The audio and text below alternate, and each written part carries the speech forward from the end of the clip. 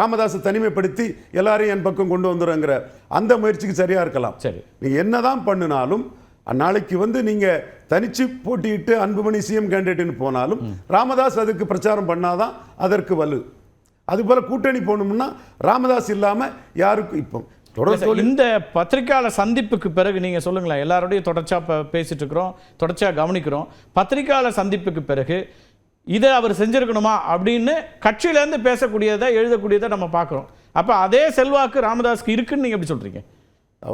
அவர் மீதே விமர்சனங்கள் வருது, ஏன் இதை பண்ணுறாரு, இதெல்லாம் பார்க்கணுமா அப்படின்னு எழுதக்கூடியதை பார்க்குறோம். ரொம்ப நெருக்கமாக இருந்த இப்போ நீங்கள் கண்மணி குணசேகரன் மாதிரியானவர்களுடைய ரைட்டை போல மற்றவங்களே கூட பார்க்குறேன். நிறைய பேர், நான் குறிப்பிடணும், நிறைய பேர் அப்படி இருக்காங்க. அதே செல்வாக்கு ராமதாஸுக்கு இருக்கா அல்லது அது அன்புமணிக்கான வருது? அந்த விமர்சனங்கள் வரத்தான் செய்யும். ஏன்னா அவர் ஏஜுவல் லீடருக்கு ப்ராக்சிமிட்டியை விட யங் லீடருக்கு ப்ராக்சிமிட்டி ஜாஸ்தி இருக்கும். இவரை சார்ந்தவங்க, இவர் தொடர்புடையவங்க, இவர் கூட நெருங்கி பழகக்கூடியவங்க எக்கச்சக்க பேர் இருப்பாங்க. அவங்க என்ன ஓட்டமே அவர் தான் 86 ஆயிடுச்சு, ரிட்டையர்ட் ஆயிட்டு விட வேண்டியதானங்கிற என்ன கருத்து தாங்க வரும். பட் ஒரு பார்ட்டி லீடர் யாரை வச்சு ஓட்டுன்னு சொன்னா அந்த 1 இயர் சென்டிமெண்ட் இவர் டாக்டர் ராமதாஸ் கிட்ட தான் அந்த ஓட்டர் சென்டிமெண்ட் இருக்குது.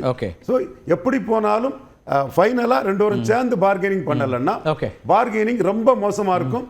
அவங்க ஏற்கனவே 2024 ஒஸ்ட், தாமரை 19 நிற்கும் போது இவங்க 10ன்னு சொன்னா அதுவே ஒஸ்ட் பொசிஷன்.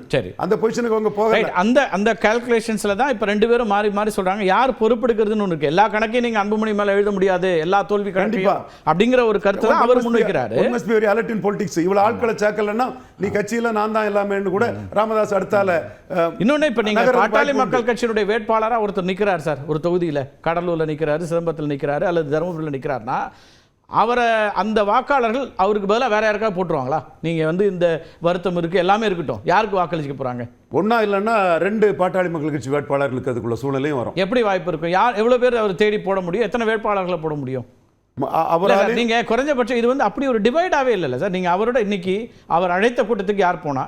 சீனியர் ராமதாஸ் கூட்டத்துக்கு அல்லது திரு அன்புமணியோடு பெரும்பான்மையானவர்கள் 90% அங்க நிக்கிறாங்க. கட்சி நிர்வாகிகள், எம்எல்ஏக்கள், 2 எம்எல்ஏக்கள் ராமதாஸ் இருக்காரு. அதை தாண்டி இன்னைக்கு அவர் கூட ரவிராஜ்னாலும் சரி, வி.கே. மணினாலும் சரி, பாஸ்கர்னாலும் சரி 1000 பேரை உடனே திரட்டி வரக்கூடிய ஆட்கள் தான். அதே நீங்க எந்த வகையில திரட்டுவாங்கிறதும் எனக்கு புரியும், அவங்கள தெரியும் சொல்றேன். அந்த மாதிரி சக்தி உள்ள ஆட்களையும் அவரால் திரட்டி கேண்டிடேட் போடுறது ஒன்றும் டாக்டர் ராமதாஸுக்கு ஒன்றும் பெரிய கஷ்டமான விஷயமா இருக்காது.